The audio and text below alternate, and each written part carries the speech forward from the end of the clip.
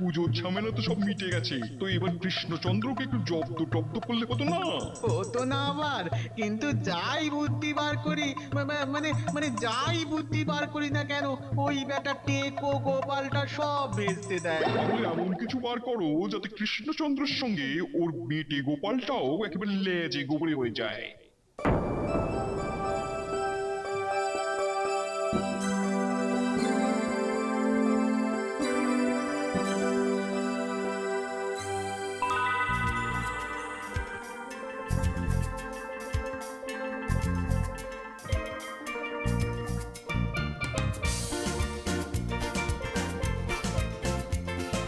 হ্যাঁ, পেয়েছি পেয়েছি জাহাপানা, পেয়েছি।